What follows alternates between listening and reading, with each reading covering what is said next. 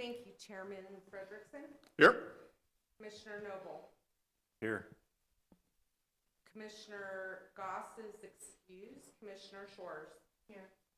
Commissioner Marino is excused. Commissioner Waters. Yes. And Commissioner Swap. Here. Sir, we have a quorum. All right, thank you. Jed, would you mind leading us on the Pledge of Allegiance tonight? I pledge allegiance to the flag of the United States of America and to the republic for which it stands, one nation, under God, indivisible, with liberty and justice for all. Thank you, everybody. Be seated. All right, approval of minutes. Regular meeting minutes of February 9th, 2021. I'll make a motion to approve. I have a motion. Second. I have a second. Any further discussion? All in favor? Aye. Opposed? I hear none. Thank you. 2, consideration of public comments. Those wishing to address the Planning and Zoning Commission need not request permission in advance. Action taken as a result of public comments will be limited to directing staff to study the matter or rescheduling the matter for consideration and decision at a later time pursuant to ARS 38-431. A, hybrid meeting in-person attendance, call-in participation, and written comments. This is a hybrid meeting with 3 opportunities for public participation. In person, those wishing to address the commission in person do not need to pre-register, but space is limited and will be allotted on a first-come, first-served basis. Attendance priorities will be given to presenters first and then non-presenters. 2, call-ins. Those wishing to address the council by telephone will need to pre-register by 9 a.m. on May 11th, 2021 by emailing planning@cityofkingman.gov and provide their name, address, telephone number. They will be using email and agenda item they would like to comment on. Once registered, a link with additional instructions will be provided. Only those who have pre-registered will be admitted to the meeting. 3, written comments. All written comments must be submitted prior to 9 a.m. on May 11th, 2021 by emailing planning@cityofkingman.gov or dropping off the comments at the Community Development Department in the main city complex at 310 North 4th Street.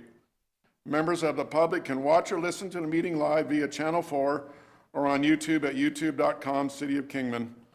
Richard, do we have any? No, we didn't receive any comments. All right, thank you. All right, Annie, would you present the open meeting law to everybody, please? All right. Thank you, Chair Frederickson, Planning and Zoning Commissioners, for the opportunity to be here tonight. My name is Annie Meredith, and I am your City of Kingman City Clerk, here to provide you our annual open meeting law and parliamentary procedure training. So I'm going to go through this. And if you have any questions, please feel free to stop me. It's a lot of information. For those of you that have been on the commission for a while, you've got to hear it several times. But it's always a great reminder because we do occasionally have unique circumstances that come up. So we want to make sure that we address these important rules. So basically, the general provisions, it's a public policy of the state that meetings of public bodies be conducted openly and that notices and agendas be provided for such meetings which contain such information as is reasonably necessary to inform the public of the matters to be discussed or decided. Toward this end, any person or entity charged with the interpretations of this law shall construe any provision of this law in favor of open and public meetings. So what does that mean? The public's business must be conducted in the public. Why does open meeting law matter? It protects the public and preserves their right to participate in government. It protects the public officials, and it maintains the high integrity of the government, ensures a better informed citizenry, and it builds trust between the government and citizenry. Who must comply with open meeting law? You, each of you individually and collectively. Open meeting law violations are on the individual, and so that is something that you are personally responsible for. It's not a fine or a fee that the commission or the city would cover for you. It would be at your expense. The public body is defined as the legislature, all boards and commissions of the state or political subdivision, all standing, special, or advisory committees or subcommittees appointed by the public body. This is going to include any of our quasi-judicial bodies, our Board of Adjustment, our Building Board of Appeals.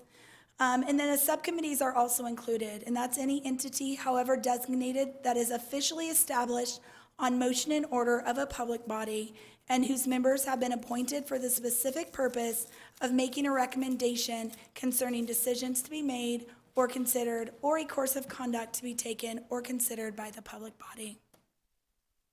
What constitutes a meeting? It's the gathering in person or through technological devices of a quorum of members of the public body at which they discuss, propose, or take legal action, including any deliberations by a quorum with respect to such action. A quorum is defined as a majority of the members of a board or commission, and vacant positions do not reduce the quorum requirement. So for your commission, you're a 7-member commission, so 4 commissioners meets that quorum. What constitutes a meeting? In today's day and age, there are so many electronic ways of communication. This is just a sample. It's definitely not an exhaustive list, but we want to make sure that even some of those things that you may not have thought about do include, are considered a quorum. So email, using any type of website communication, blogging, Facebook, Twitter, LinkedIn, Snapchat, Instagram, texting, anything like that. We do recommend that elected officials refrain from sending emails or other electronic communications to a quorum of the members of the public body in order to avoid serial meetings. We want to make sure you don't propose any legal action to any members electronically. You want to refrain from using electronic communications to discuss with members any matters that are likely to come before the public body for action. And I always like to remind you, when your recording secretary or your staff liaison sends out an email, an informational email to everybody, don't reply all, just reply directly, because that could start a open meeting law violation. Splintering a quorum. So anytime that 2 members of your commission are having a conversation and then they leave that conversation and go have a conversation with 2 more members, you have now splintered your quorum. That does count as an open meeting violation, so you want to make sure you're not doing that. We get a lot of questions. We're a small community. We attend a lot of community and public events, and if you see each other, you're probably going to say hi. You might even have a conversation. You just want to be careful to never be discussing any items that are currently for action for your commission or items that you are considering bringing forth for action. It's best just to always do that in the meeting. Another question that we've gotten recently is about members of the public reaching out directly to commissioners to discuss things that are coming up on agendas. You want to make sure that you invite them to the meeting to have those discussions and comments. That way the full commission can have that conversation with the person, and there's not one-off conversations happening for that. Informing the public. By state law, we are required to post our agendas no less than 24 hours in advance. We usually do a week or several days in advance, but should something that needed to be addressed immediately need to be brought, we can amend the agenda. It's just up to 24 hours before the meeting. The agendas have to have a notice of the date, time, and location of the meeting. Right now, we're holding meetings hybrid. That has to be noted on your agenda that people may be attending via telephone or video conferencing. It has to list the specific matters that are going to be discussed, decided, or considered at the meeting. And then it needs to have a summary. The public needs to have a gist of what you're going to be discussing so that they understand what's going to be happening at your meeting.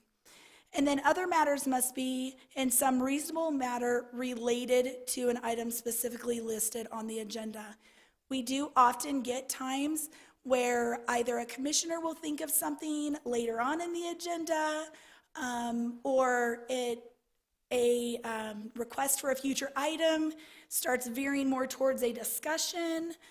You want to be very careful about that. If it's not on the agenda, just say, hey, can we have this on our next agenda so we can have a discussion on it?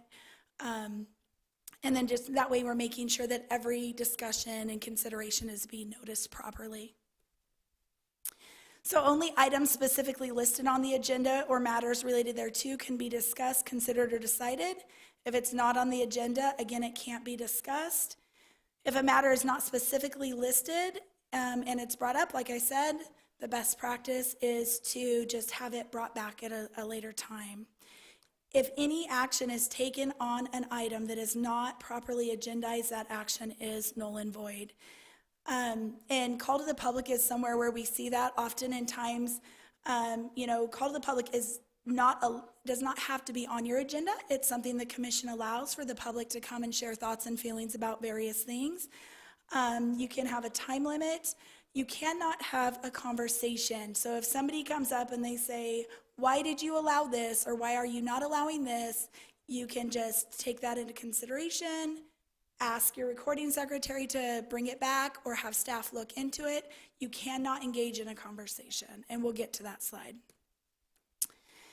It's next. So as a public body, you have 4 options during the call to the public. You can respond to criticism. So if somebody comes up and they are directly saying very mean or derogatory comments at a specific commissioner, when the call to the public is completed, that commissioner does have the opportunity to respond to the comment that was made. Again, it's not a discussion. You're not going to go back and forth with the person. You're just going to make a statement to the comment that they made. Like I said, you can ask staff to review the item, have it placed on a future agenda, or sit in silence. That's the awkward option. Nobody likes to just sit there and stare at somebody until they back away from the podium. But that is the option, and it's a safe option because you don't want to, accidentally engage. Sometimes the chairperson will say, thank you for your comments, and then they'll take their seat. And again, it's only permitted if it's on the agenda. The public has a right to attend the meetings, to listen to the meetings, to tape record, and to videotape the meetings. They do not have the right to speak unless it's been designated during call to the public, and they don't have the right to be disruptive. So this is what happens if you violate the law. If a public officer knowingly violates open meeting law, the court can impose a civil penalty. This penalty can also be imposed against each person who knowingly aided, agreed to aid, or attempted to aid in violation of the open meeting law. And if a public officer knowingly violates the law with the intent to deprive the public of information, they may be removed from office and have to pay attorney fees. And then all legal action done by any public body during a meeting that was found to be in violation is null and void. Conflict of interest, again, we are a small community. Your commission would be one, similar to council, that there might be issues that come before you that you have a conflict of interest on. It is illegal to fail to declare a conflict of interest or to participate in discussion on issues or contracts where a conflict exists. And that covers all public officers and employees of cities and towns. It also applies to private interests of public officials or employees' relatives. So if your spouse, your sister, a direct relative is involved in whatever matters coming before you, then you would want to declare a conflict of interest. The recording secretary has forms that you fill out, and we just put that you have abstained from that conversation. Best practice is actually to leave the room, maybe step into the law library, let the discussion happen, and then rejoin the meeting when that item's over. And then find out ahead of time what your conflicts are. Your agendas go out so you know what's coming before you, and a lot of times you know what's coming before you because it's been coming down the pipeline towards you. So just be aware of those and let them know ahead of time. In general, a conflict of interest, like I said, it's going to have when you have any type of interest in a matter or your direct family has an interest. And then a public officer or employee can only sell equipment, material, supplies, or services to the city of Kingman after public competitive bidding. So if you have a business that may potentially be working directly with the city of Kingman, as a commissioner, it automatically goes to the bidding process, regardless of the dollar amount. There may be a remote interest. And then that's really just to your discretion. You're all professionals, so you know if it's a remote interest or if it's a direct conflict of interest. And then these are the statutes that pertain to open meeting laws and conflict of interest. If you have any questions, you can always reach out to me in the clerk's office. You can reach out to Carl Cooper, our city attorney. We're both happy to answer any questions. So with that one, does anybody have any questions on open meeting law before I move to parliamentary procedure? Conflict of interest. Uh-huh. So I've, like, a perfect example is 2 items on here with Joe Jules. I've worked with Joe on numerous projects, and I've talked to other people before I started on the P&Z Commission. They've always said that it wouldn't be a conflict of interest if I'm reviewing one of my clients' projects that I'm not working on. So it sounds like you probably have. So I would say if the project specifically coming before you might be one that you reviewed, I would maybe just double check with the city attorney and say, you know, I didn't create the plan and I'm not benefiting financially from whether this is approved or not. There's no personal gain. I did review it as a courtesy because they have been clients. I would just double check on that. I would say that if you are directly involved as in part of one of the items, that would be a little bit more obvious for you. Yeah. But I would just double check. Okay. Yeah. Any other questions on conflict of or interest or open meeting law? I think maybe it would be helpful if we could send an email out to the members on the open meeting law so they have it at home. Oh, for sure. You want the presentation? Yes, Yeah, for sure. if you don't mind. I don't mind at all. I know there's a general out there on open meeting law, but Yeah. it would help that way they have it. Yeah. And sometimes things change, you know, as new bills get accepted and the statutes get updated. So we'll try to make sure that you guys have the most up-to-date information. So next, I'm going to review the parliamentary procedures. This is just the basics.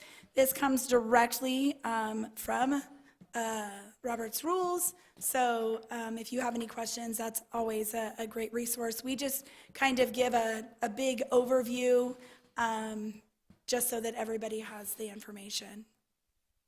So what is parliamentary procedure? It's a set of rules for conduct at meetings. It allows everyone to be heard and make decisions without confusion.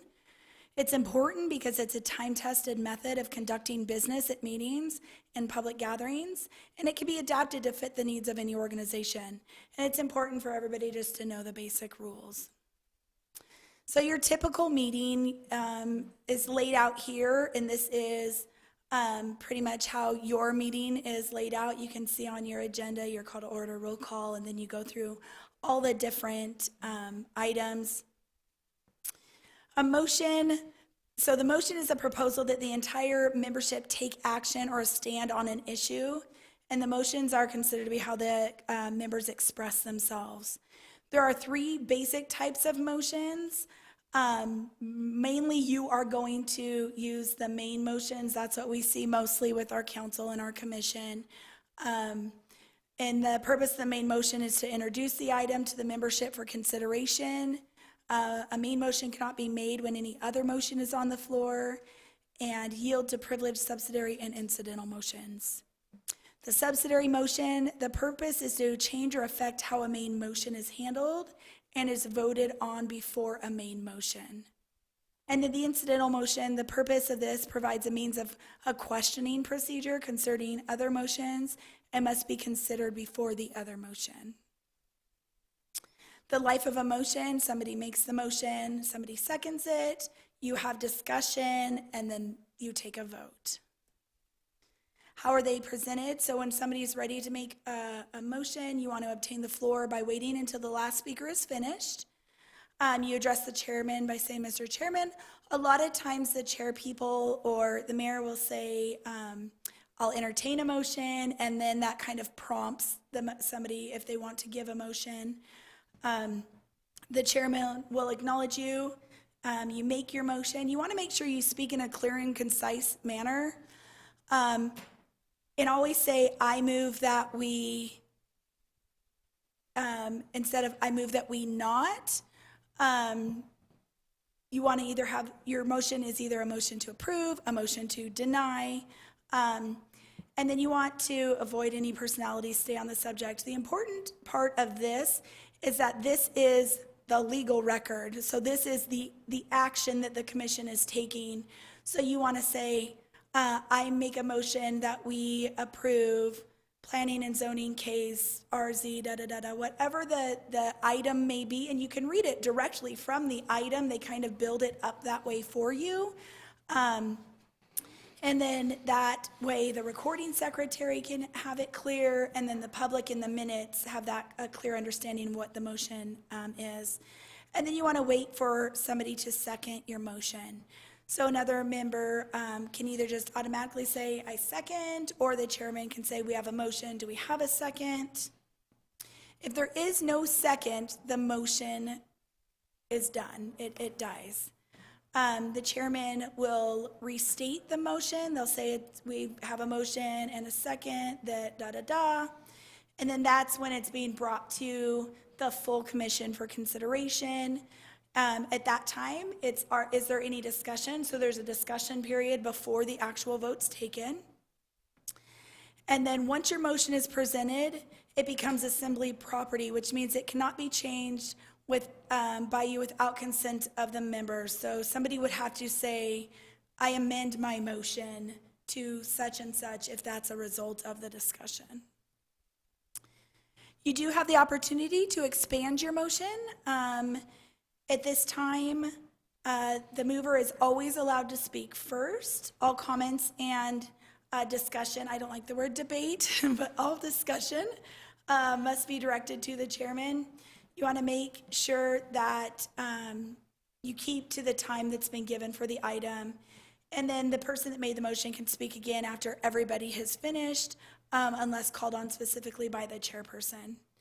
And then the chairman's going to put it up to the membership for a vote, say all in favor, aye, opposed, nay, or sometimes if there is a topic where you want to have a very clear vote, the chairperson can ask for a roll call vote. And that's here. So there's different ways to vote. You can do it by voice, by roll call, or by division where you raise your hands. Raising hands is hard when you're doing hybrid because you might not see somebody. So we generally see by voice or by roll call. There are other motions that are commonly used. It's not always a motion to approve. Sometimes it's a motion to table. This can be used in an attempt to kill a motion or to bring it back for reconsideration. So sometimes we'll see a motion to table when somebody maybe wants a little bit more information or needs staff to provide an additional report or do a little bit checking on something before the body's ready to vote, and that's fine. And then there's a motion to postpone indefinitely, and this means that it allows them to kind of test the strength of it before getting an actual vote taken. And it also opens up the discussion again. Parliamentary procedure is the best way to get things done at the meeting, but it only works if we use it properly. You want to make sure that your motions are in order, that members are obtaining the floor properly, you're not speaking over each other, you speak clearly and concisely. For us in chambers, you want to make sure you're using your mic, even though you may feel like you're loud. If you're not using your mic and speaking directly at it, then it might not be getting to the recording or to the people on Zoom. And then you just want to obey the rules of debate and be courteous. That is it. This is your source. It is, like I said, directly from Robert's Rules. Are there any questions for me? I got one, and it's only come up, I believe, one time in my whole term. When a motion is made and then there's no second, does the chairman have to declare that the motion is dead, and then you have to clarify then for a new motion to be made? Correct. So I would just say there is not a second. This motion does not move forward. is there another motion on the floor that someone would like to make? And then you can do that. Fair enough. The important thing is if a motion fails, that you also allow opportunity for a new motion to be approved. And that really gives the clear direction on what the action of that was. Because sometimes you don't want to leave it up to interpretation. So if the motion failed, does that mean the commission denied it? Well, that just means that motion didn't pass. It doesn't mean that the commission took an official action to deny it. So then you would want to redo a motion that was the commission doing whatever the actual action was. Fair enough. Does that make sense? Yep, Okay, good. fair enough. It's only happened one time Yeah, in almost 6 years, and I'm just double checking. yeah, good question. I appreciate that. Yep, thank you. All right, if there's no other questions, I will let you get on to your meeting. Thank you so much. Thank you again very for much, having me. Annie. Appreciate it. All right, item number 3, reports. Reports of past council action. Staff will report on the city council's recent actions on items previously heard at the 2/9/21 Planning and Zoning Commission meeting. Richard?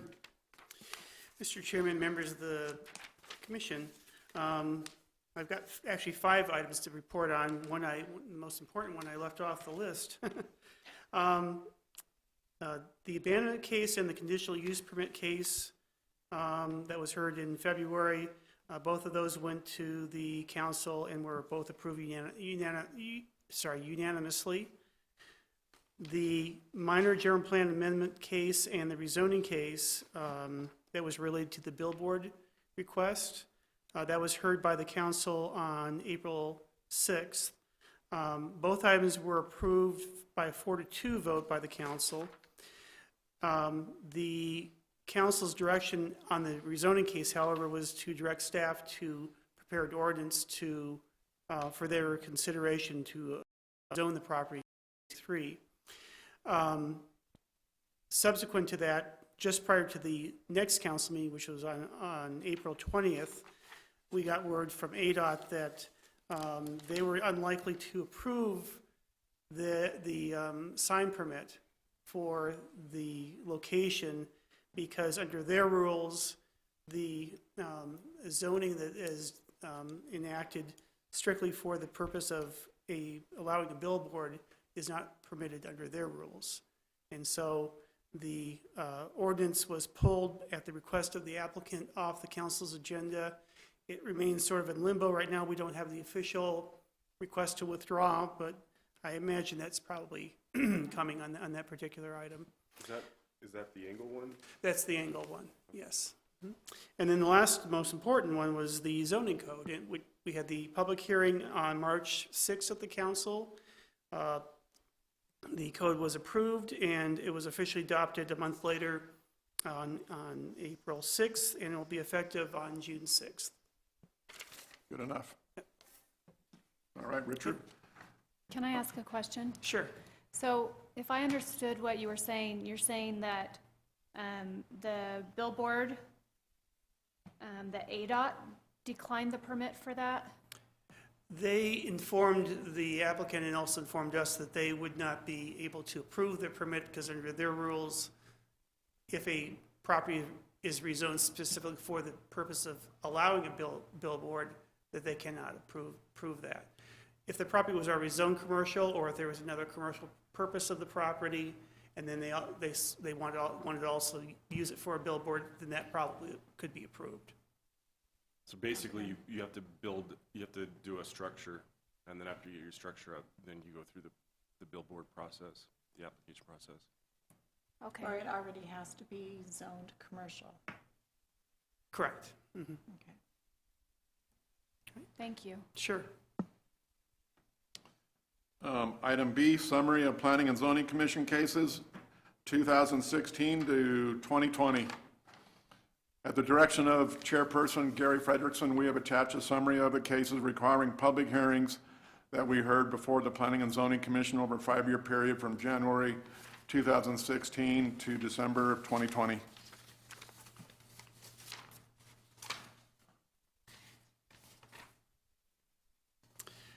Yes, sir. So at the request of our chairman, we were asked to put together a table showing the types of cases we typically see before the Planning and Zoning Commission that you hear over a 5-year period. You can kind of see how that breaks down on the chart there. The most common type of case that we heard over the last 5 years were zoning ordinance text amendments, which were, of course, to the old zoning ordinance. And that's part of the reason that what prompted our looking at redoing the entire code was the number of cases, a number of requests for text amendments that occurred in the last several years. I don't imagine we'll see a lot of them going forward. If we do, then we've failed in updating our zoning code. But I don't imagine we'll see a lot of those going forward. The next most common type of cases are rezoning and then conditional uses. The rest are fairly less common. Although we have seen more general plan amendments lately, which probably indicates that we're getting close to needing to update the general plan, which by law we have to do anyway by 2024. So if there's any specific questions, I'd be happy to answer them. I don't, anybody have any questions? I see none. Thank you, Richard. Sure. Appreciate it. All right, new business. Item B, minor general plan amendment case GP 21-0002. A request from Canyon State Enterprises LLC, contact Joseph Jules, to amend the Kingman General Plan 2030. The proposal is to change the current land use designation from neighborhood commercial to intermediate density residential, 17 to 28 dwellings, units per acre. The subject property is approximately 0.58 acre parcel of land located in the northwest quadrant of Western Avenue and Beverly Avenue intersection. The property is further described as lots 1 through 5, Block 1, Kingman Country Club Addition Unit 1A, APN 305-17-001B. Gary? Thank you, Chair, members of the commission. Good evening. Try to share my screen here.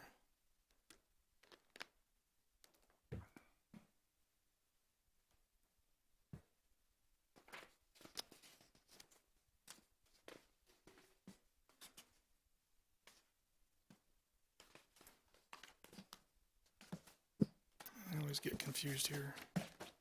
Oh, sorry. Slideshow. Okay, thank you. We have two cases that are related tonight. This is a companion case. This first case is GP 21-002, and it's a request to amend the city's general plan map, and that is to change the subject parcel, which we'll get into, from neighborhood commercial to intermediate density residential. As we mentioned the applicant and the requested action. It is from neighborhood commercial to intermediate density residential, which is 9 to 16 dwelling units per acre. And again, that's a designation on the city's general plan land use map.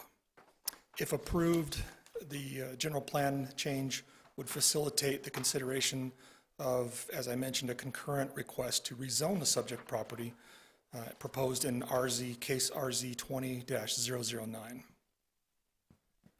The subject property is located there in the yellow star on the map. It is directly west of the hospital and where Western Avenue and Beverly Avenue intersect. And so there's some other landmarks there, some are apartments, and then of course in and out to the east. But it's about a 0.58 acre parcel of land. Here's a few site photos we took, looking southwest at the subject property, and then looking south, you can see the apartments to the south in the lower right photo. Of course, our public notice sign looking northwest, and then looking southwest towards the hospital parking area. The land use general plan map is on this slide, and the subject property, again in the yellow star, is shown designated as neighborhood commercial. And you can see around that is that brownish orangish color, which is intermediate density residential, 9 to 16 dwelling units per acre, which is what is being requested to be changed from basically the pink color to the orange color. So all that surrounds it. And then to the east is public, quasi-public. To the north is some high-density residential and some community commercial. And the area to the south of Beverly to the east is also community commercial. The current zoning of the property is C1, commercial, and the surrounding property is generally R2 zoning, which is a low-density multifamily. And to the east is C3, commercial. Here's just showing you an aerial of some of the lack of improvements to the area and some of the improvements. You can see there's water and sewer available. There are half-street improvements on Western Avenue. There are no improvements on Calumet and Wilshire as you go west of Western Avenue. I mentioned that the property is about 0.58 acres, which is 25,000 square feet. The current zoning is that commercial neighborhood convenience, and the property is vacant, undeveloped at this time. The current designation, again, is neighborhood commercial. The property was annexed in 1971 and was, at that time, zoned R2, which was consistent with the other property around it. And then, but in 1992, 20 years later, the property was rezoned from R2 to C1. And so then we fast forward to today, they're asking to go back to the R2. That's a separate case, but that's kind of the history of this property. The physical characteristics are that the site is generally flat topographically and is basically outside of the flood hazard area. It does have access to public water and sewer. Transportation, I showed that to you on the aerial photo. There's a 60-foot right-of-way on Western Avenue with some improvements.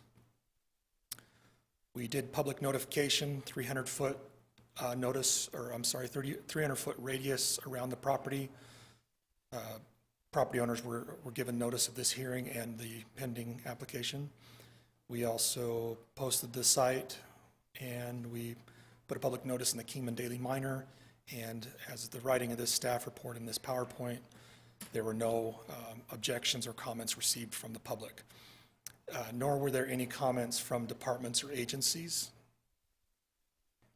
The analysis for a general plan amendment is first, you have to determine if it's a minor or major amendment, and in this case, it's a minor amendment.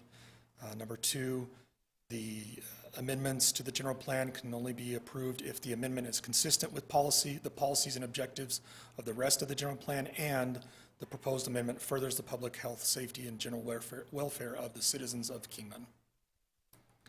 A couple of the land use elements of the general plan that are satisfied or addressed would be objective 3 in the land use element, which is to, this change would encourage a compatible mix of land uses, which allows accessibility to goods and services without extensive travel.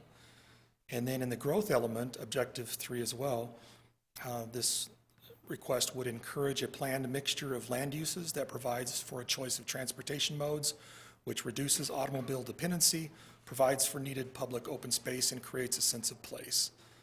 The proposal for designation of the intermediate density residential on the subject site will help to support these above stated policies and objectives. It is located within 1/3 of a mile from the major shopping areas along Stockton Hill Road, and of course just on the fringe of a major employment center, which is the hospital district. The compatibility with other land uses in the vicinity. Number one, the intermediate density residential development with access to a collector street such as Western Avenue is encouraged, as it would provide the mix of land uses which allows accessibility to nearby commercial and public services without the extensive travel. Intermediate density residential also provides that possibility of affordable housing element and for the city, the residents of Kingman.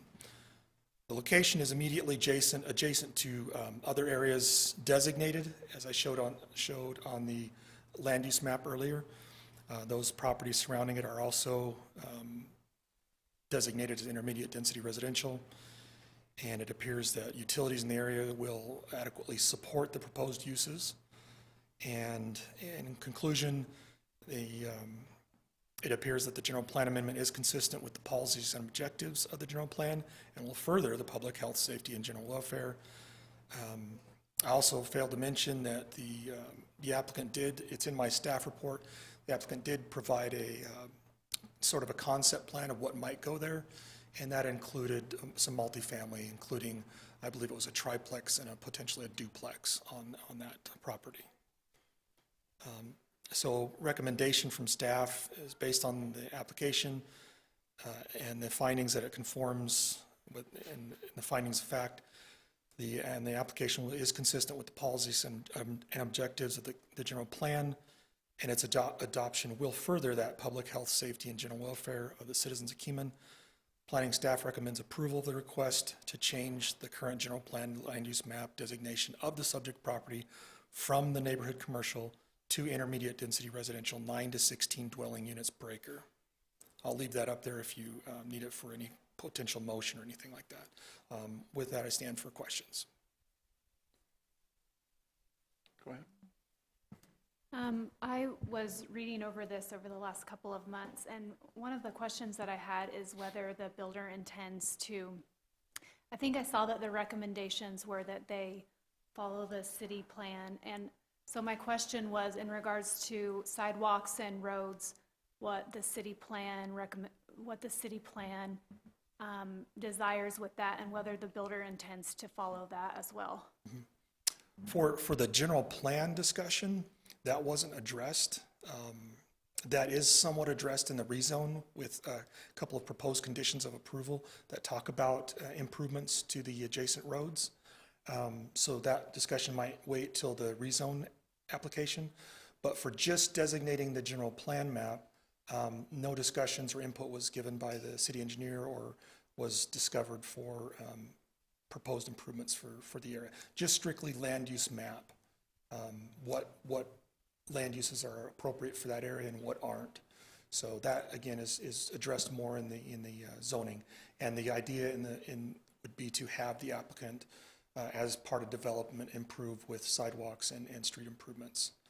The extent to which on Calumet and other adjacent streets, that would be determined by the development scope and the city engineer's determination.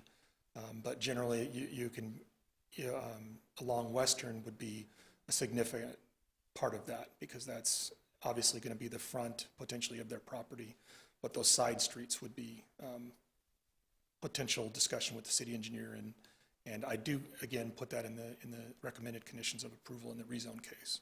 Okay, thank you. If I understand, I think what you're saying is that a lot of this is discussed further on as the development Yes. proceeds. Okay, thank you. Exactly. Gary, I'm assuming under the 17 to 28 dwelling units per acre, we're looking at just a hair over half an acre. We're looking at probably 8, 9 units probably on that property. Mm-hmm. Fair enough.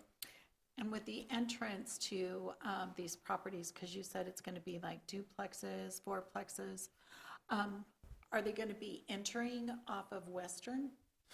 The conceptual plan that they submitted shows driveways directly accessing Western, but with triplexes and greater, you're especially on a collector, they're not supposed to have backing maneuvers into the public right-of-way. So that would be discussed at the time of development, whatever they ultimately propose on that site. Are they going to be required to do traffic study? Because that's a very busy Sure. intersection right there with Beverly and Western, because, you know, you do have the largest employer on that corner, and it is really busy right there. So are they going to, be required to do a traffic study before they're built? I would imagine the scope and the size of such a project would not necessitate a full traffic impact study.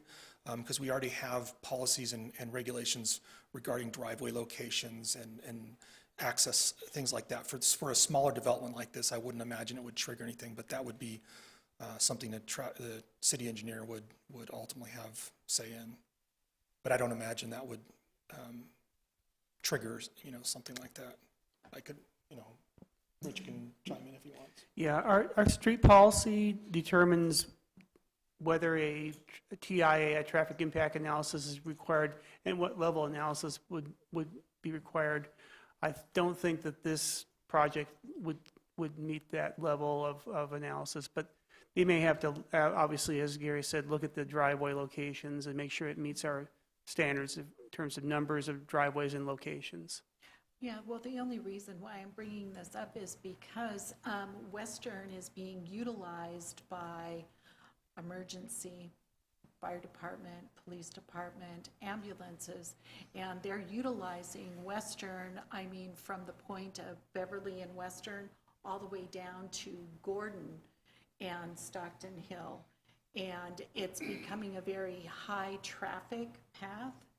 And I just think if we just keep adding, where, residents there, where they're coming in and out on Western, and with the hospital being right there, the wellness center, and all those doctors' offices, I think we're going to have a cluster right there.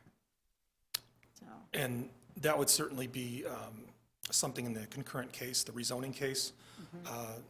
Conditions like that, development conditions could be appropriate if you want to discuss that in the next case. But for this one, all those kind of detailed conditions were left off because it's just strictly a land use question. Just for the general, okay. But those, obviously, that's why these are companion cases, because one question leads into the next, so. Right. Any further questions from commission members? All right, I hear none. Thank you, Gary. I'll open this up to the general public. I see none. Closed. Open this up to the commission members for discussion.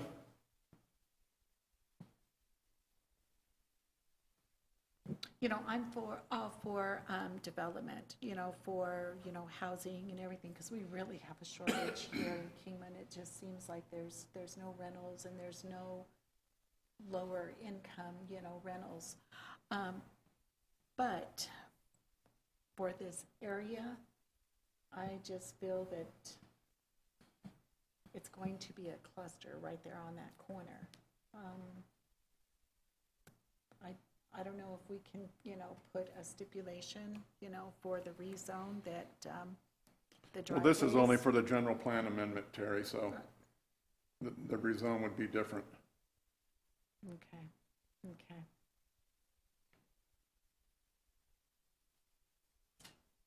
So I'd get a motion.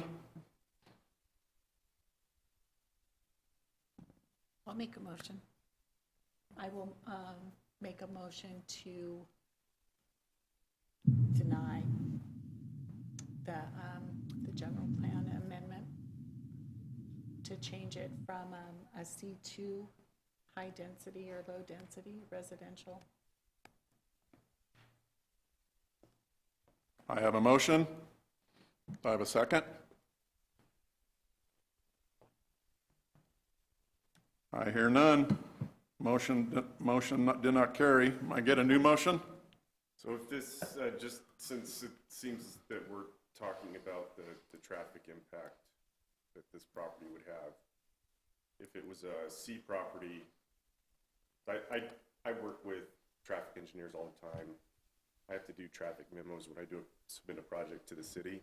So I'm not super familiar with, how a project would impact, a local area. But if this remained as a C property, the traffic impact would be much greater than if it was a residential. Just throwing a number out there, I'm guessing if this was goes forward as a residential property, and at full build out, the peak hour traffic volume generated from this site would probably be about 3 cars. It's not going to be a great impact to the overall infrastructure of Western and Beverly. Okay. I'm in agreement with you there.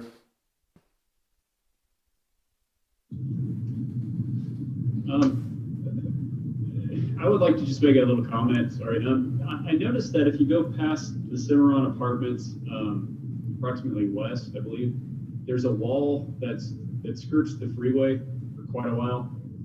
I'm not sure why that was put in, perhaps to block sound for residents or to prevent certain properties from being displayed to people on the freeway. Since we're talking about adding more residential in this area, I'm not sure if that would have any effect on the reasoning behind creating that wall years ago. So it's just something to think about. Other than that, personally, I don't really have a problem with this development. We have the apartments right next to it. So again, I'm just not sure if that wall should be extended as we add more residences in the area. So thank you. So you're saying you're in favor of approval of the general plan amendment if we get a motion? That is correct. Okay, thank you. I'll take a motion. I don't really know how to do this, but I'll make a motion to approve the general plan amendment. Case number GP 21-0002? GP 21-0022. No, excuse me, 002. 002-002. Thank you. Seconded. All right, I got a motion, I got a second. All in favor? Aye? Aye. Aye. Aye. Nay. We got one nay and rest in favor. Motion carries. Thank you. Item C, rezoning case RZ 20-0009. A request from Canyon State Enterprises LLC, contact Joseph Jules to rezone a parcel from C1 commercial neighborhood convenience to R2 residential multifamily low density. The subject property is approximately 0.58 acres parcel of land located in the northwest quadrant of the Western Avenue and Beverly Avenue intersection. The property is further described as lots 1 through 5, Block 1, Kingman Country Club Edition, Unit 1A. Gary? Yes, thank you. Chair, members of the commission, just bringing this back up again, or a different one.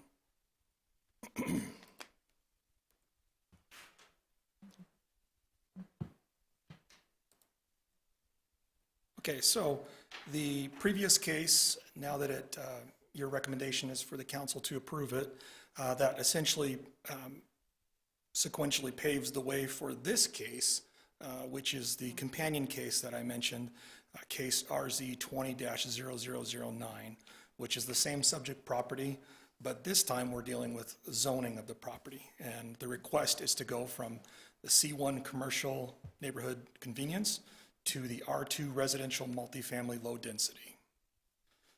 Same applicant, Mr. Jules. And as I mentioned, this is the companion case with the previous item you recommended for approval. Again, in the star is the location, Beverly and Western, west of the hospital. And just since we've talked about it in the previous case, down there I labeled the Cimarron Apartments and well, of course, the roads there, but just to give you more bearings if any of you were unsure of where we were at. Site photos again. The apartments are pretty far to the south, but they are in the vicinity. Looking northwest and then looking southeast. The property now, technically, if your previous case passes with the council, that pink area with the star on it would be changed to the orange-brown color, which the change would be for the intermediate density residential 9 to 16 dwelling units per acre. So this map would technically be changed at that point. The zoning, it's a little hard to tell in these colors, but the starred property is a lighter pink color, and it's surrounded by the R2 zoning, which the subject property is the C1 zoning, and they're requesting to go to R2, and to the east is the C3 zoning, where the hospital and some of the commercial businesses are. Here is a look at the aerial photo again with some infrastructure. We talked about road improvements. You can see on Calumet there are none. Wilshire Avenue, the really wide right-of-way there. There are no improvements there. And then along the subject property, it's just dirt and then street pavement. And then as you cross the street to the east, that's where you have the pavement and then full sidewalk improvements on the hospital side. Again, the property's about 0.58 acres. It was annexed in 1971. Gary, excuse me. Yeah. You keep saying 25 acres. It's 0.58. Did I say 25 acres? Yeah. Wow, okay, 0.58 acres. Yeah. Thank you, wow. Again, annexed in 1971, zoned R2 at the time, rezoned from R2 to C1 in 1992, and then now it's requested to go back to R2. Same property characteristics, flat, access to utilities, 60-foot right-of-way to the east. We did the same public notification process for this case as well, including surrounding property owners, site posting, Kingman Daily Miner. No comments have been received from the public for this case so far, and no comments from the department or agencies. So for the analysis of a rezone, these are the requirements, and one is a demonstrated need for uses permitted in the proposed zoning district. And this slide sort of, we've used it before, and it just talks briefly, I'll go over it. From 2010 to 2019, the population of the Kingman has grown approximately, from 28,000 to approximately 31,000, which is about a 10% growth rate over those 9 years, and which is about 1% annually, or about almost 3,000 new residents in that time. And that sort of equals or equates to about 1,100 dwelling units or need for such. And of course, a lot of those would have been built since 2010, but I think that comes out to about 130 dwelling units per year that there's a sort of a demand for based on our population growth. And that's based on the 2.52 individuals per household, the census number. There are currently 468 acres in the city that are zoned R2, and that's that low-density multifamily, which allows up to 19 dwelling units per acre. Housing stock will need diversity, not just single-family homes on larger lots. The R2 provides that flexibility for some low-density multifamily. The suitability of the proposed zoning district and compatibility with surrounding area. We've talked about the change in zone. Well, currently, the C1 zone that it is currently zoned requires a 7,500 square foot lot, whereas the R2 would only require 6,000 per lot. And that would allow up to 18 units per acre, but with parking and setbacks and all that, that's might not be possible on a smaller site like this. The conceptual site plan showed triplexes, fourplexes, and possible density would be around 12 units per acre.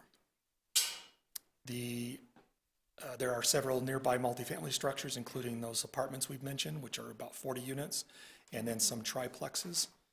And then, of course, at the bottom of this slide, the proposal would now be in conformance with the general plan since you've recommended it to be changed to intermediate density residential. Staff recommendation, the findings are that the application generally conforms to the general plan 2030 as amended this evening. Standards for review and findings of fact contained in the staff report that I've provided to you. And so planning staff recommends approval of the proposed rezone from C1 to R2 with the following conditions to be addressed at the time of development. And this sort of gets into that discussion. One is all perimeter streets and new driveways shall be constructed to current adopted standards at the time of development.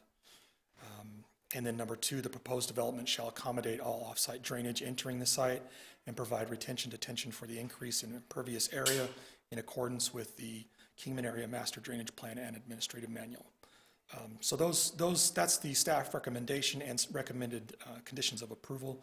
So possibly in your motion, if you wish, those would be 2 conditions that you might want to add in your motion if you choose to approve or recommend approval. And of course, you can add or take away those conditions at your leisure or whatever. With that, I stand for questions. Any questions? I do. So if we do the rezone down to the R2, the developer can potentially put in up to 16 units right there on that corner, right? And it wouldn't just be a duplex or a triplex. Given the constraints, the narrow lot, the size and everything, it would be very difficult to really achieve that many dwelling units. So it would be a lot less, like I said, around maximum maybe 12 dwelling units. Well, you said that they're 12 to an acre, so there might even be less. Could be Yeah. 6 to 8. Yeah. But couldn't they go up? Like if They they're could. building an apartment complex, I mean, they can always go up, They right? could. They don't always have to go out on this small of an acreage. Right. And so if we do rezone this for, to have them for multiple housing, Mm-hmm. they could actually go up and, accommodate all of those units. Then it would affect that traffic area on that corner. Yes, one thing to keep in mind, since this was brought up, it is currently subdivided into, I believe they're 6,000 square foot lots or less, but they're oriented towards Western Avenue. They're already subdivided of old subdivision. Someone could theoretically go in and put in single-family homes on there with all driveways coming out onto Western right now. What we'd hope for is a multifamily development where we could have more control over the driveway location and make it more internal to the development with a single access onto Western or Calumet or something similar. With a commercial development, it would definitely have to have that internal traffic and have one ingress egress onto Western or one of the side streets. So there is a safety net in being commercial for that reason. But if we go residential, then likely that will be used for multifamily and we'll be able to have that access control with the multifamily, the triplexes and things. So we could have that internal access rather than a bunch of driveways coming off onto a main street like that, Western. Right. Okay. So for clarification, if the maximum amount allowed is 16 units on a 0.6 acre lot, it would be around 10 units maximum, is that right? No, I think, let me just clarify. The R2 zone allows 18 dwelling units per acre. Do you see that second bullet point? Uh-huh. But given the site's only just over half an acre, Right. the max they could do is, I think you mentioned this, was Would be around nine 11. dwelling units. 9, 10, 11. 9, 10, Right, somewhere in there. 60% of 18. Yes, Because you got to figure parking and everything else in there, so. and setbacks, so it really makes it difficult unless they do a, very But tall they structure. wouldn't be able to do 18 because it's not a full acre. Correct. Right, Right. okay. Unless they went vertical. No. But they no, would not- It would have to they be an would- acre to do 12, yeah. I think I missed that when you were talking, Okay, yeah, 'cause I it's was trying to 60% of clarify. that. Yeah, okay. is I their think that's maximum. probably where you're getting confused. Yeah, because if you can go up. Yeah, I you can mean- go up, but Yeah. you still have to allow for parking, even if it's two-story apartment complex. And there's not anything saying they can't acquire land to the west and do a bigger development, but again, the bigger the development, the more control there will be on access and more interest in that situation. So Gary, on the corner of Western and Beverly, on the south side of Beverly, that's zone R1? Because the star there is showing C1, so right there, basically in the black lettering, C1, That's all, or zoned R2? Yes, everything around that star is zoned R2 that looks orangish beige Yeah. color. It's really hard to see on this slide, I apologize. And then in past commission meetings, haven't we approved tiny homes in this area?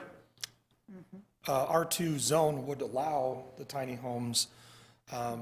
Just nobody's acted on it Yeah, yet. yeah, So we have that possibility over there too. yep. Okay. I'm good. Anybody else have any questions? I'm good. All right, thank you, Gary. Well, I'm going to open this up to the general public again, and I see none. I'll close it off, and I'll open it up to discussion amongst the commission members.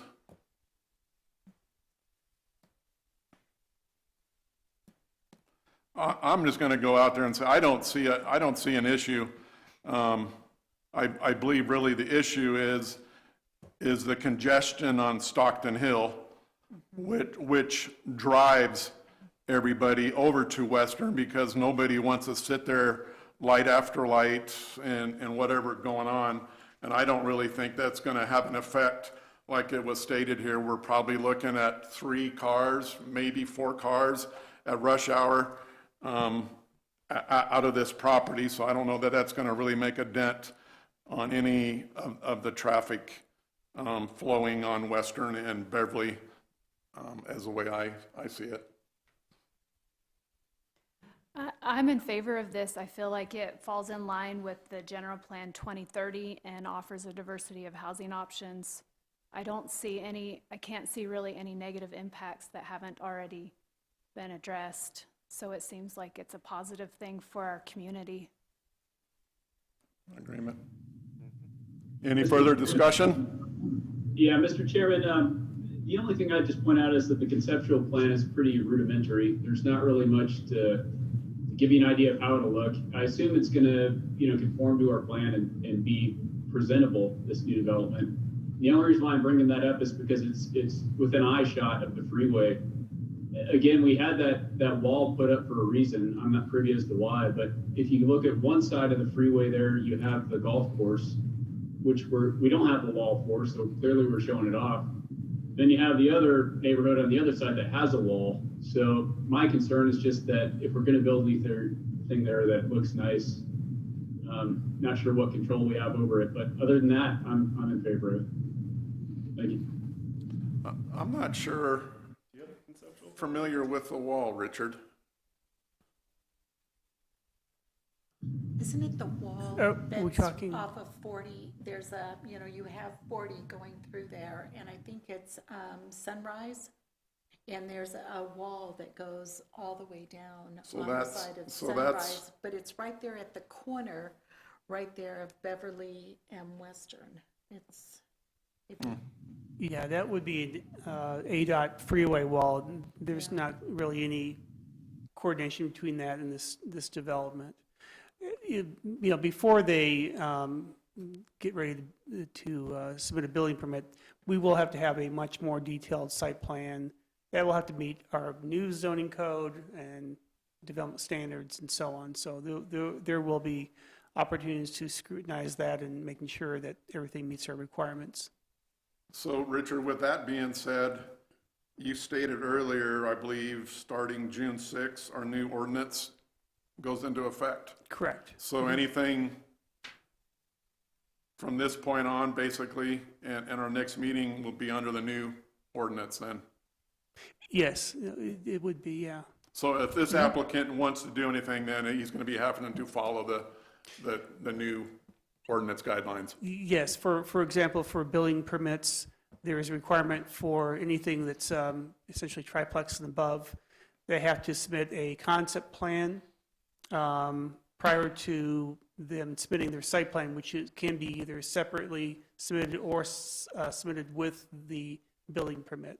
So that will allow us to review a lot of the issues that were discussed about the driveways and things like that, and access. And so there'll be, as I said, a number of opportunities to review this. So just to bring everybody on board, this is a good opportune time because I don't know if everybody's aware, but it's probably been, 48 years since the ordinances have been updated, besides text amendments and whatnot. So starting June, we'll be on a new foot under new guidelines. So it's a big, you can imagine in 48 years what's changed. So this is a big plus for us. So Yeah, Mr. Chairman, it'll be closer to 50 by the time we get, 50?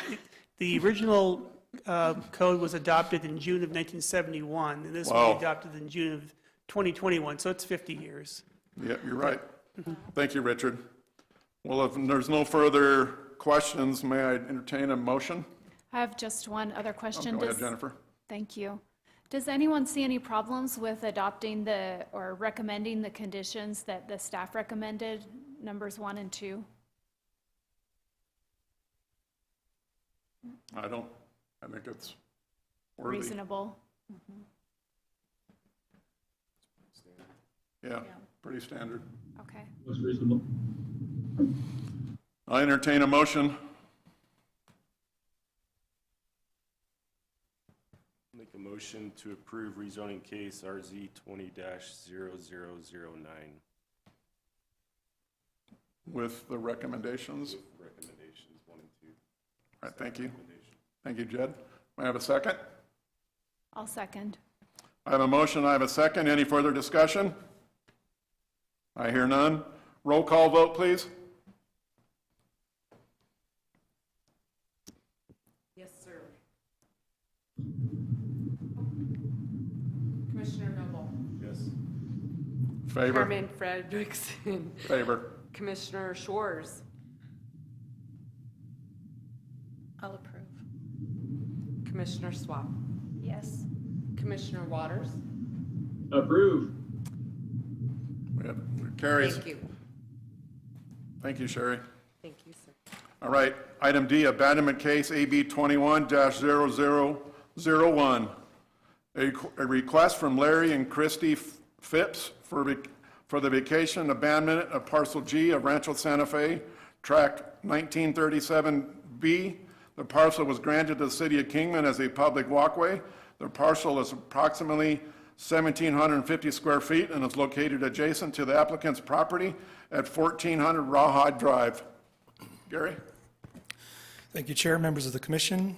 This is my last case tonight, so won't have to hear from me much longer. This is abandonment case 21-001, parcel G of Rancho Santa Fe, tract 1937B. Not sure if this was, we have new commissioners, and I can't remember when we heard a similar case like this a few months ago. Okay, so you were here and everything, okay. So this is sort of a mirrored image of that, and I'll show you on the aerials and everything.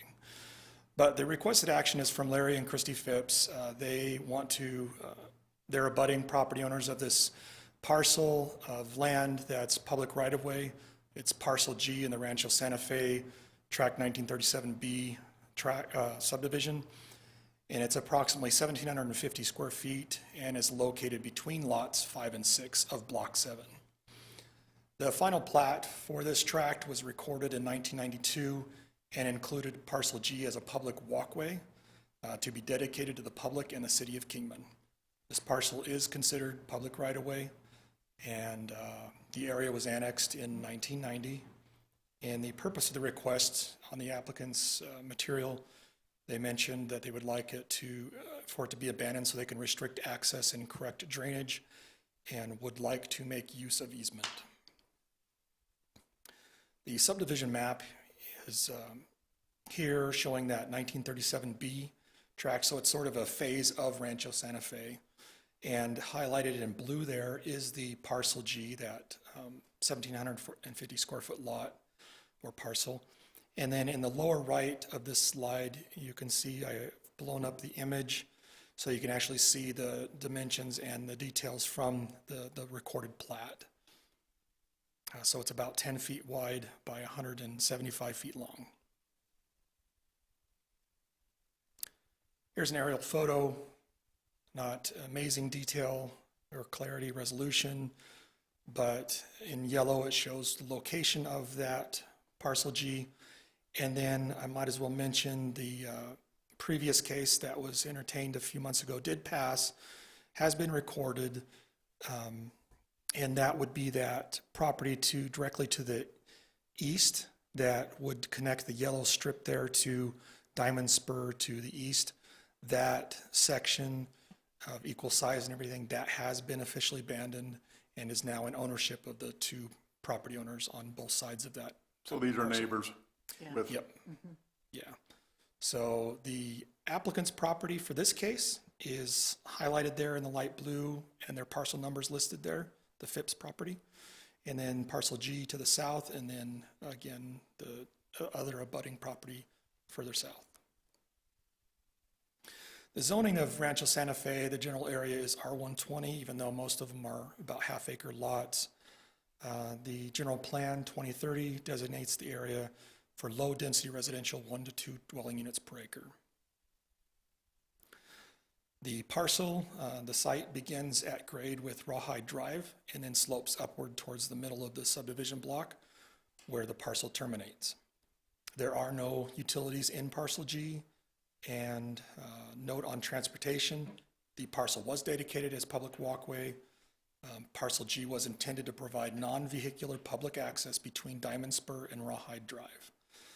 But with the other parcel being abandoned now to the east, it's a dead end right now. Here's a better image of this yellow square is the subject property, parcel G, and then you can see to the east that what would have been continued on to this parcel, I think it was A, that was abandoned recently. So parcel G connects to Rawhide Drive. Here's a street photo of the area, 10 feet wide, with our property notification sign. There, actually, since we did the last case for the other parcel to the east, some vegetation has regrown in the area, as you can see. The applicant's property is to the left.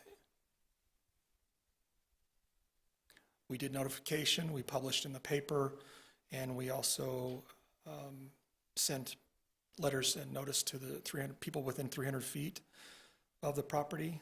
And the staff comments were the city engineering, as was on the other case, they were concerned about drainage from the site. And so the city engineering department provided the comment, there is some drainage conveyance within the parcel.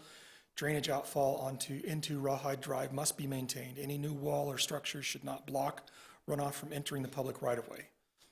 And no other comments were received regarding this case.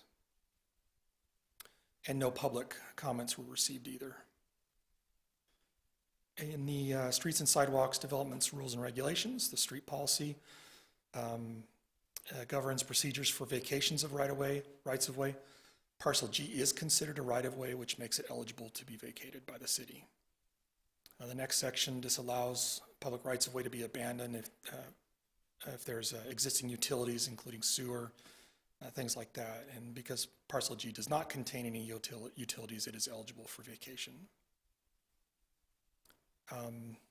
The next section, if the vacation of the right-of-way is approved by the city council, any resolution of vacation shall be subject to giving of consideration by the owner of the abutting property in the amount deemed by the council to be commensurate with the value of the right-of-way. The information submitted by the applicant did not include information that the other abutting property was interested in this abandonment, but of course they were mailed notice and they didn't oppose.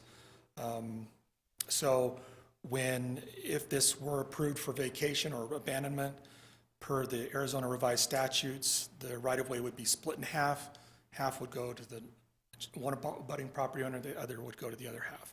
And that's the way it played out with the other parcel to the east.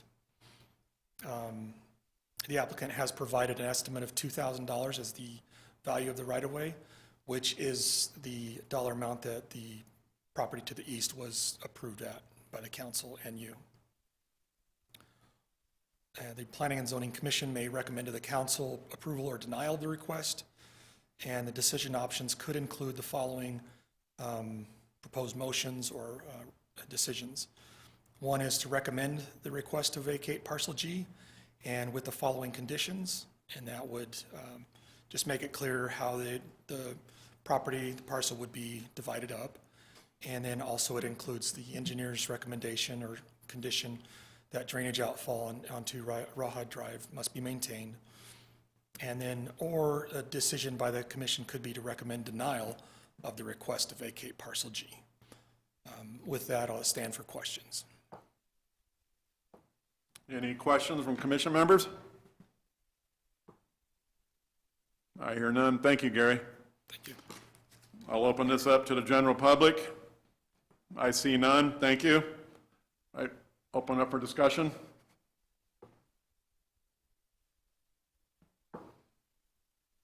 I get a motion? Mr. Chairman, I'd like to briefly just discuss a couple things. I'm not in favor generally of abandoning these right-of-ways. I mean, they were platted for a reason, and it's to make the subdivision more walkable.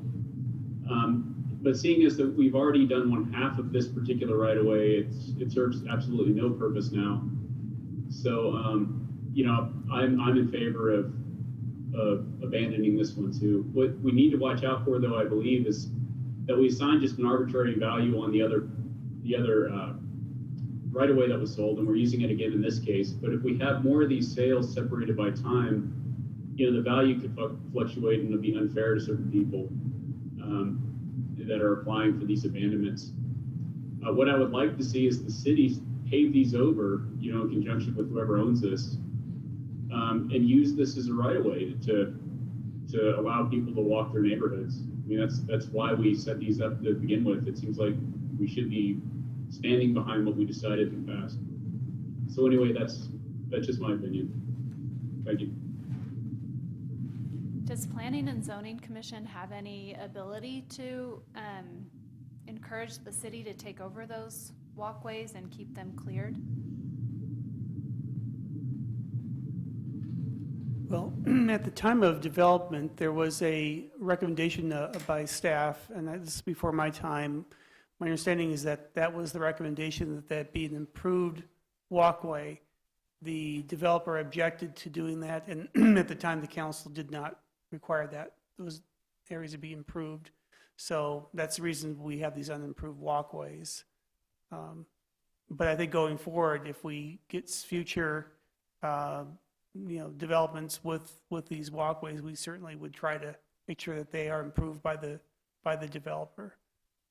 That would be certainly from our standpoint, our recommendation. So going forward, being that we've already approved half of abandonment going to the other property owners, it's like damned if you do for the other property owner. I hear what you're saying, Gary, but it's kind of hard to say probably no when we've already approved half of it, and being that we haven't got any objections from anybody in the area, I guess it means they signal that they approve it. So I don't know what else we could do there. Sure, Mr. Chairman, just a suggestion. In the future, I did actually go so far as to speak with a person at the assessor's office in the land department about these sliver parcels. And they have, in fact, valued these in the past, for instance, in chloride. And what they did is they did a study. And it took a little bit of work. It slowed the process down a little bit. But I just suggest that if we do get these to come up before us in the future, after this one, we kind of work in conjunction with the assessor's office to get a value for these parcels, which will test the commitment of these people wanting to, us to abandon these right-of-ways, and B, give, an actual fair value based on the data the assessor has. So that may make these a little less frivolous going forward and make the process a little more, less subject to question later on. Anyway, thank you. Fair enough. No, duly noted. Thank you. I get a motion to... Just one other question. Do we know what they intend? I believe, if I remember, the last abandonment case intended to move their block wall out. No, they needed No. it for their garage, the setback for their garage, the way I remember. Oh, Yeah, that's they were right. just That's The so they, wall was staying but they needed the setback. setback. That's right. Okay. And so, the people who want this abandoned don't have any real intentions with this walkway? Other than what it was that they put on the application, right? Gary? Commissioner Noble, would you mind speaking to the microphone? Sorry. Yeah, you're correct, Commissioner Noble. They just mentioned control of drainage. They didn't have a real plan for building anything in there or blocking it off yet. Okay. Thank you. I'll entertain a motion. I'll make a motion to approve. Sorry. Second. What was that, Gary? He seconded it. Did you second that? Yes, sir, it did. Okay, I have a motion, I have a second. Any further discussion? I hear none. Roll call vote, please, Sherry. Yes, sir. Chairman Frederickson, In favor? Commissioner Noble, Yes. Commissioner Shores, Approve. Commissioner Swap, Yes. Commissioner Waters. Approve. It's unanimous, sir. All right, thank you, everybody. All right, item number 5, announcements by commission members. Limited to announcements, availability, or attendance at conferences and seminars, requests for agenda items for future meetings, and requests for reports from staff. No discussion on any of these items. Richard? Mr. Chairman, I was just going to mention that we are going to have a state conference this year. It'll be at the end of August, August 22nd to the 25th. That's a Sunday to Wednesday. I'm going to send out some information to all the commission members so you can read it over. We usually try to send staff members plus a couple of commission members to these conferences. This one is going to be held actually in Scottsdale this year, and it will be attended by planners from all over the West. This is not just Arizona, but it's sort of a regional conference. Oh, sweet. So I just wanted to let you be aware of that, and we'll be trying to get that put together in the next few months. All right, thank you, Richard. Any comments from commission members? I have one. I'd like to thank everybody for attending in public, in person. It makes it a big difference when we got a majority here. And for any future meetings, they can accommodate everybody here. We'll just be separated, or if not, we can still do the Zoom calls. So I appreciate everybody that did show up in person. What a tremendous, on my part, and then for the public. Unfortunately, we didn't have anybody tonight, so I want to thank everybody. And with that, I need a motion for adjournment. I'll make a motion to adjourn. I got a motion. I got a second. Any further discussion? All in favor? Aye. Aye. Aye. Opposed? None? Thank you, everybody.